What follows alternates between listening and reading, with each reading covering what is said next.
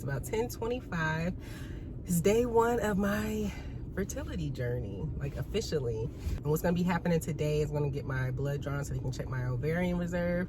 I'm feeling really good about it. I think my eggs are still young and juicy. I think I'll be good. So yeah, I just feel good. The hardest part about today will be getting stuck with a needle, and I don't even really mind that. So today's gonna be simple. The hardest part is gonna be waiting for the results. I think that I'm hoping that because of coronavirus, they're able to get things done quicker. I know that sounds crazy, but you know, it's less people in the office as far as like patients coming in and out. So maybe they'll be able to get things done much faster, but it'll probably be slower because of coronavirus. I don't know, but we'll see. They're pretty good about messaging me and keeping on top of all the information that I need. So fingers crossed. But yeah, I'll let you guys know because they already called me, so I need to go inside, and I'll see y'all when I get out.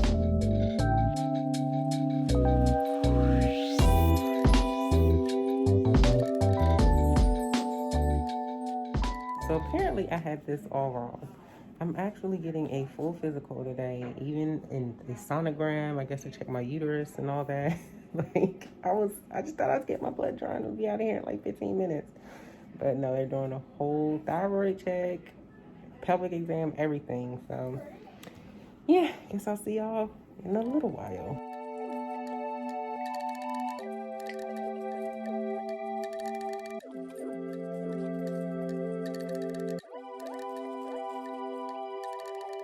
Hey guys, so I wanted to update you all with what's been going on, and I have some good news. So on Friday, I went back to the doctor and they did a transvaginal ultrasound. They found that I have 17 juicy eggs ready to go this month. They like to see 12, so 17 is really good. But we still have a long way to go. This is just a lot of preliminary stuff. So all of this is just trying to find out like what I'm a good candidate for. I'm hoping the insurance just pushes the IVF through with no problem, because that's what I want to do anyway. I don't want to do IUI because I keep hearing about how people do IUI and they end up having to do IVF anyway. So it's just a lot of spent money, you know what I'm saying? So, and plus I want to be able to freeze my eggs, freeze my embryos, all that stuff like now rather than later. Because let's say I do IUI and it works, right? I haven't had the opportunity to freeze anything, so that's what I want to do. I want to just get that process started and try and freeze everything as early as possible. Like I know that, you know, I'll be 35 in September, so what difference does 6 months make, or even, well, I won't say a year. I feel like a year, it makes a difference still. So anyways, today what we have going on is a mock transfer ultrasound. And so what that is basically they want to see how my uterus is sitting. Will it flatten out properly so that when they put the catheter in to implant the embryo, they want to know that that's going to go as smoothly as possible. So in order to flatten out the uterus, because I know y'all probably like, what? I have to drink 32 ounces of water. So I guess my bladder will push on my uterus in a way that flattens it out. And they'll take like a catheter, stick it up there, release whatever, saline, water, I don't know, just to make sure that everything flows properly. There are no like snags or bends in the catheter that might prohibit the embryo from going in smoothly. So yeah, I don't know how I feel about this catheter situation. I've reread the instructions and everything this morning, and I completely forgot about that part of it. So yeah, I don't know. I'm hoping it's not gonna be painful, but we'll see. I don't know. Yeah, I'm hoping it's not painful.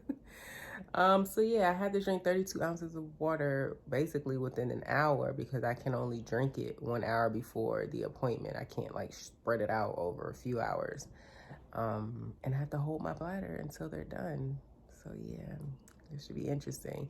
I mean, I normally drink 16 ounces of water as soon as I wake up anyway. So hopefully my body is used to all that fluid being in there first thing in the morning. It's not going to be like, I gotta go to the bathroom. Because right now it's 9:02. I've drunk my 13 ounces of water in like the past 35 minutes or so. And I feel good.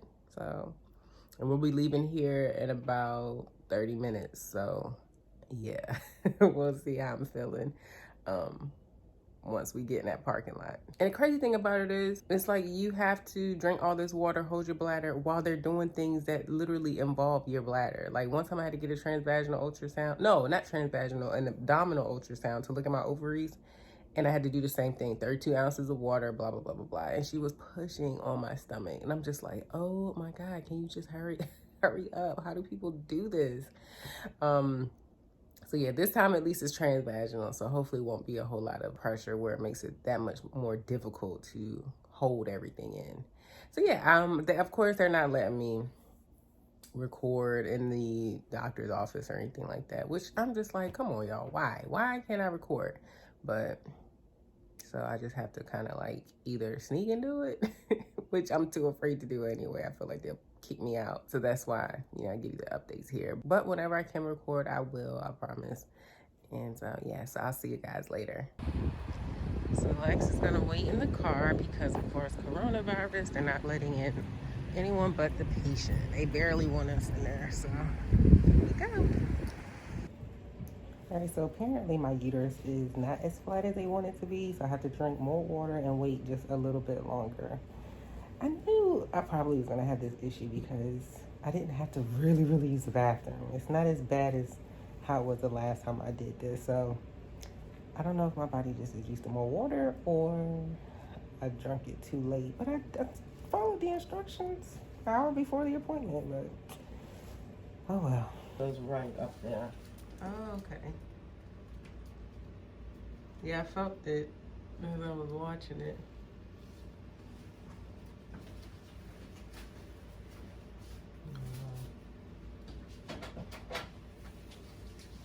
It's funny, I had to go to the bathroom so bad, and then this started. I was like, I didn't feel anything. I just felt this.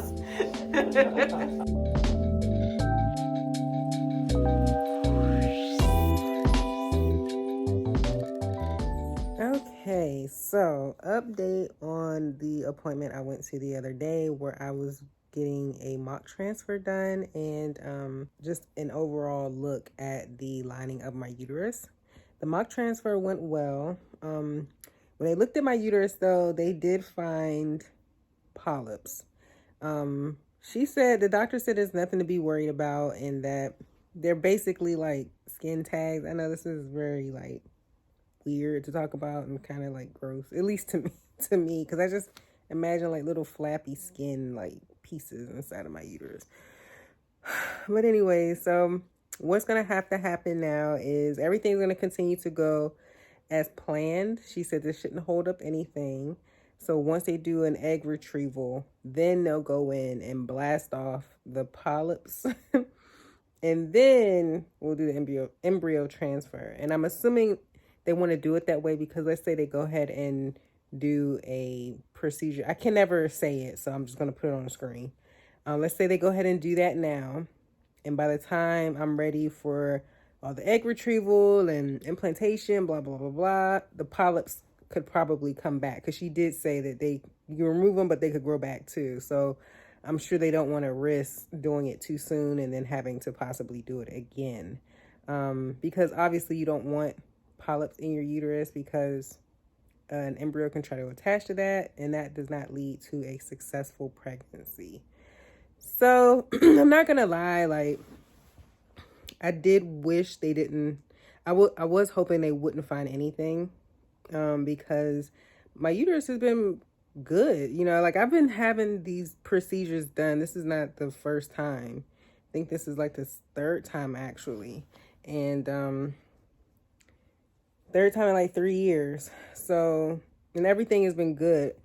up until now. And I mean, this isn't a huge deal, but it is like, it's weird how your body will just do things like extra skin in it. Like, why? Just why? Like, but anyways, it is kind of frustrating because, like I said, I don't want to have to think about any of that stuff anymore. I already had this cyst on my ovary removed, and I just want everything to be right. Like, I just don't want to be thinking about this anymore.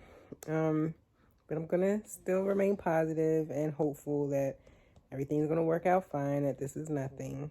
In the meantime, I'm supposed to be taking, well, first of all, let me tell you, my iron's low, so I have to take 2 iron pills a day along with the vitamin C supplement, because vitamin C attaches to iron and it helps it to digest better in your stomach. Otherwise, I think the iron just kind of like fizzles out. And that's like, okay, whatever. And what else? I have to take vitamin D because my vitamin D was low. Of course, with quarantine in the winter, I've just been in the house. I eat cheese occasionally, but I'm not really getting vitamin D like I was when I was younger. And I have to take, forgot to mention this to you guys too. I'm on birth control. And I'm just like, okay, why do I have to be on birth control? And because, you know, at first you're thinking like, that's so counterproductive. Why would they ever put you on birth control? But it helps the doctors kind of control your cycle so that nothing happens before they're ready. We're able to schedule the procedures better as far as ovulation and periods and things like that. They'll know exactly when those things are happening. So I have to take that. And I also have to take prenatal vitamins. Now, I asked them, you know, what's the best prenatal vitamin to take? And they keep giving me like stuff that you need a prescription for. I thought you could just buy prenatal vitamins out of the store. But I guess these are better. Or maybe they want you to think that. I don't know. But the doctor was like, oh, we can put a prescription in at your pharmacy. I went to that pharmacy to pick up that prescription. It was like $130 something. I don't even know if it was for more than 1 month. It couldn't have been more than 2 or 3. And even if it was, it's like, I'm not paying that much a month for prenatal vitamins when I can just get a jar of vitamins from the same drugstore for like half the price, or like when you break it down per month. So I don't know. She said, if it's too much, if your insurance doesn't cover that brand, let me know and we'll get you a new one, put in a new one for you.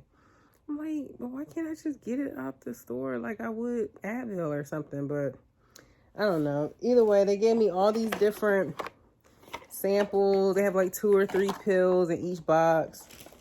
And this one has 1. Oh, no, 2. Yeah, 2. How many does this one have? Oh, 5. I don't know if I'm supposed to be taking all these.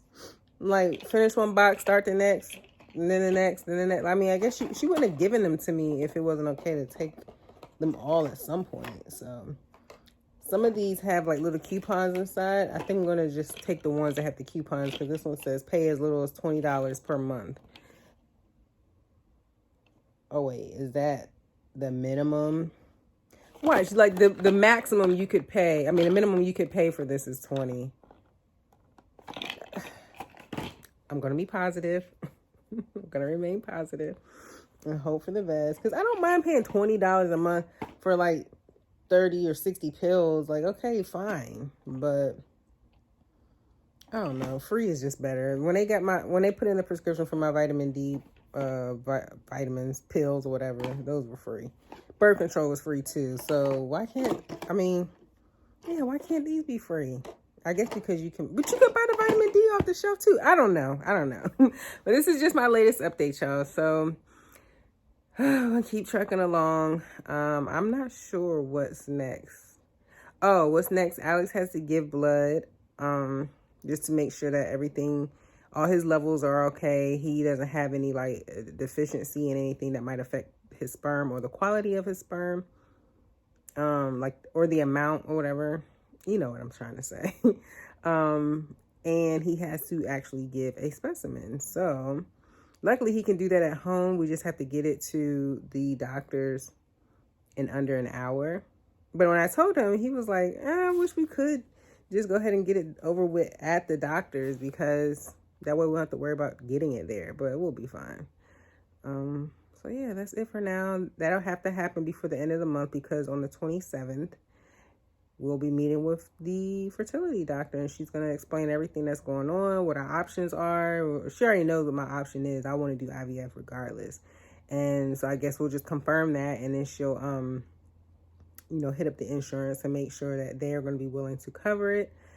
Hopefully these little polyps in my uterus will just push me that much further in the direction of IVF, because, insurance companies, they don't want you to get the most expensive thing first. They want you to try everything else and then the most expensive, which in the long run just ends up costing them more money too. So whatever. Anyways, y'all, that's it for this update, and I will see you in the next one.